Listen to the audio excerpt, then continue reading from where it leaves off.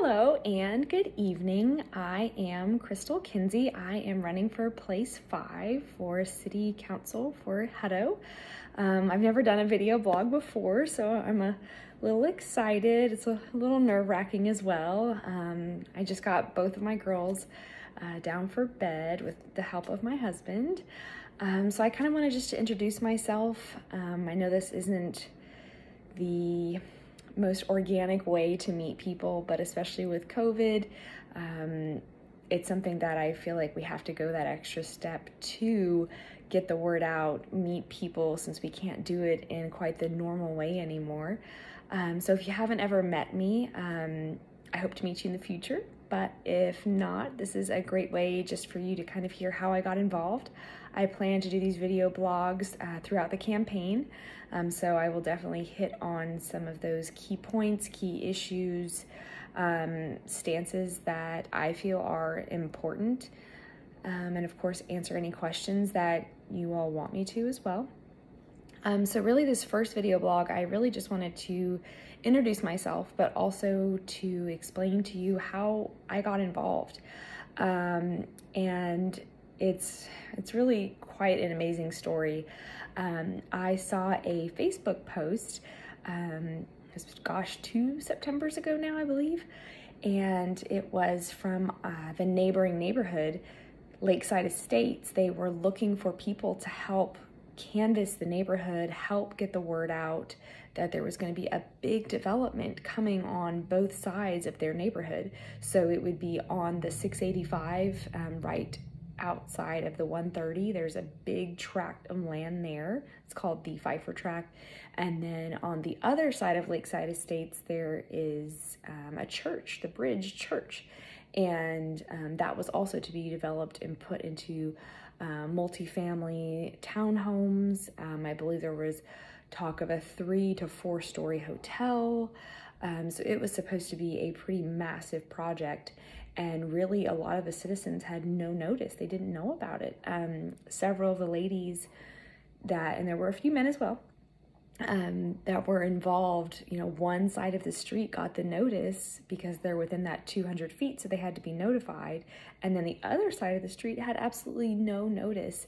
And because the church owned a majority of that property, they basically were able to sign off on it, and they didn't actually have to notify a lot of the other surrounding neighbors. So a lot of people just didn't know about it. I personally live in Riverwalk.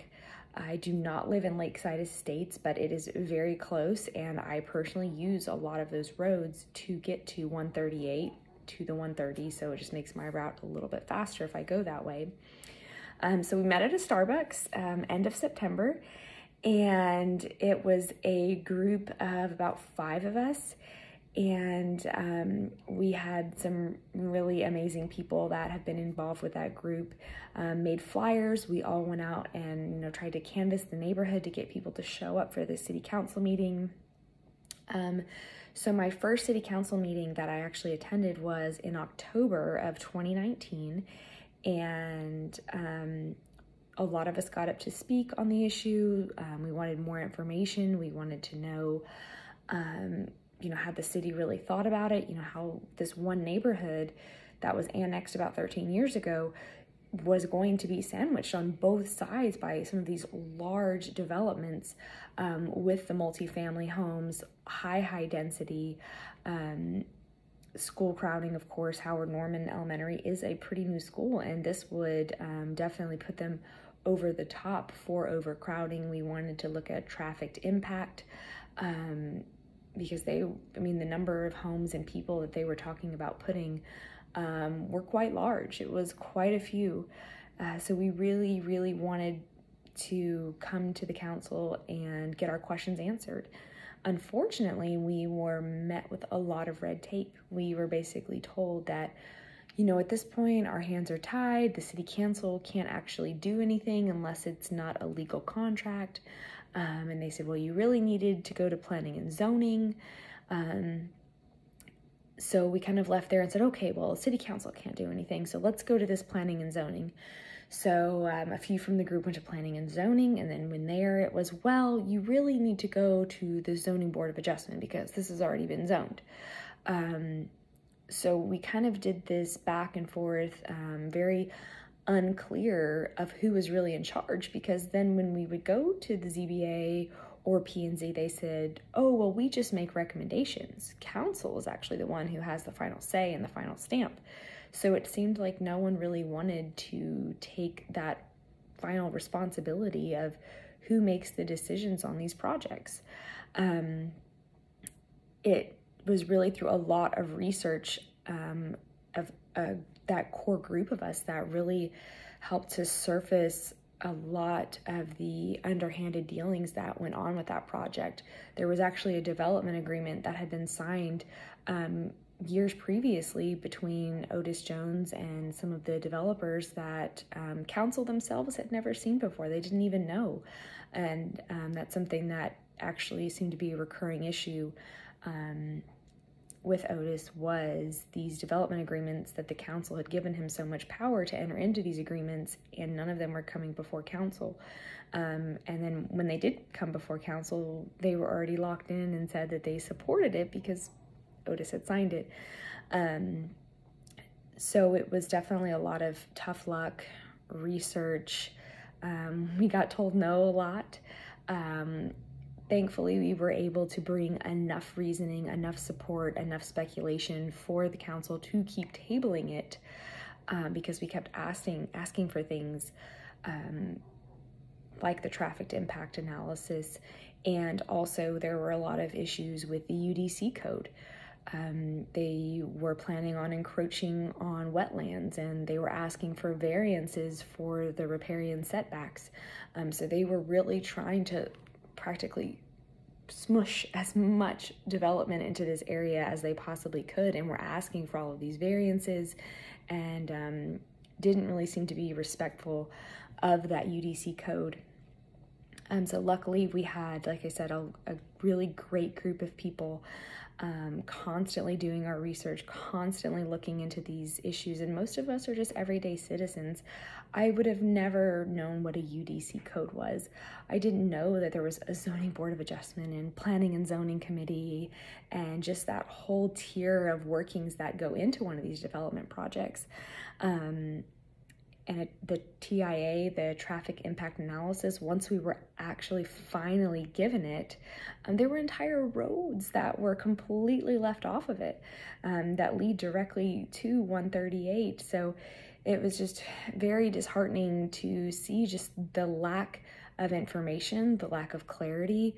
No one really seemed to know what the right answer was. Packets were not updated correctly. The figures that the developer was saying, and then what was in the packet, and then what was up on the slideshow, rarely matched. I will say that the staff, as of late, have been doing a fabulous job of getting the agendas out in a timely manner. I love that they actually put the page numbers of the packet that's associated with that agenda item, because before, it would be, agenda, we'll just say 10.1.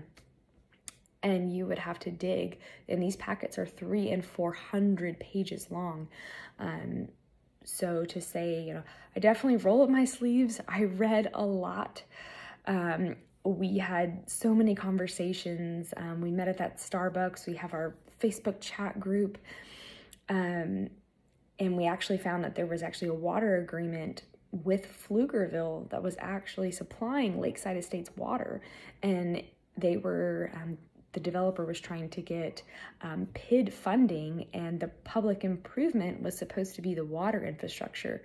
And while that is great, that's not really a public improvement. A public improvement is more of a park or something that's going to draw the public there. Pipelines for water is not something that I personally feel is considered a public improvement. And I think when this came before council, a lot of the council members also agreed with that. I think it was one of those easy scapegoats to try and get essentially our water issue in Lakeside Estates taken care of, and get the developer to foot a lot of the bill. But unfortunately with PIDs, that just gets passed on in more taxes to those that buy into those developments that we're supposed to go into. And honestly, the story, like I said, this was a rabbit hole. it was exciting and nerve-wracking. Every time that we turned over a stone, there was something else to be found. And the developer actually ended up being late in their taxes, and their business license had actually been revoked.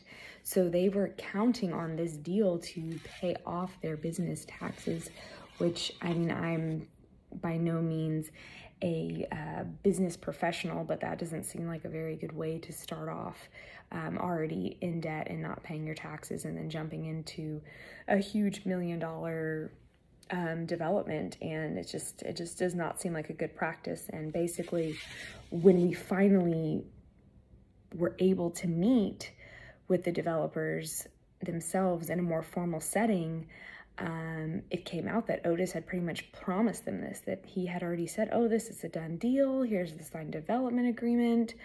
You know, the Southeast Loop that's supposed to be coming in, oh, that's a pie in the sky. It's not going to happen. And if it does, the land will already be developed and they'll have to go around you.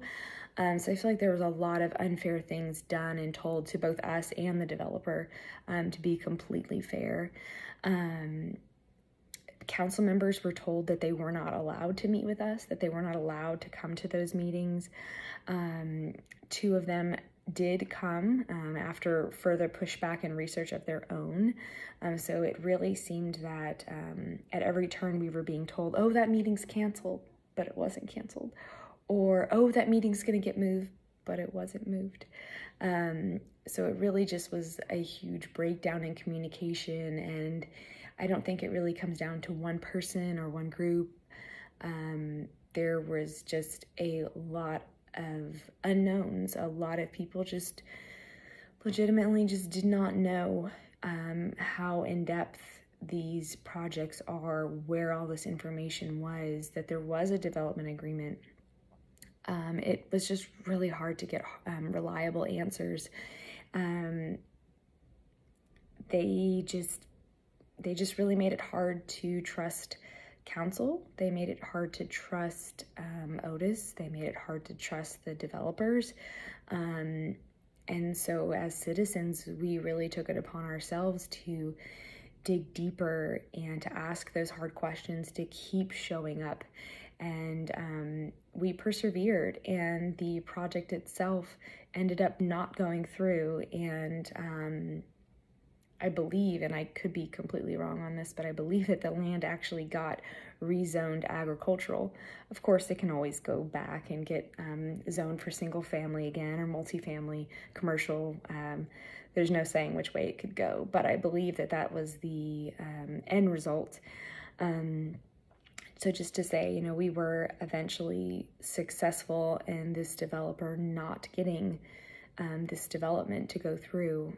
It's not to say that more develop isn't going to come. It's going to come. I think that that is a hard reality for Hutto, is that it's coming. It is coming. But I think that responsible growth is something that Lakeside Estates and myself, that whole group, kept pushing for. Whenever we would come to council meetings and we kept being told no, we instead came up with solutions or ideas.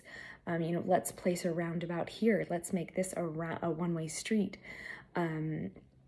Ways that we could both coincide. So we were still trying to work within the parameters that we were being told, but also still trying to make it functional and a happy living place for those that were still there.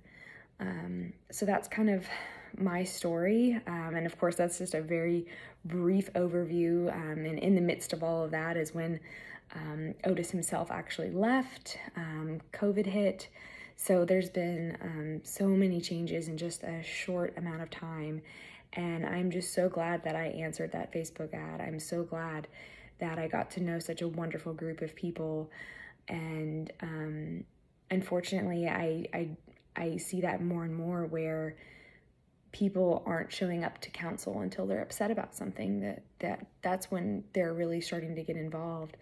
So I'd really like to have an initiative to get people involved sooner, to get people involved before we're already angry, before it's already gone to planning and zoning, before it's on the second reading in front of council, because then at that point, you know, it's too late.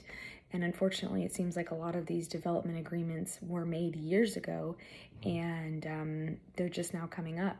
So people aren't being notified because they don't have to be notified because it was so many years ago.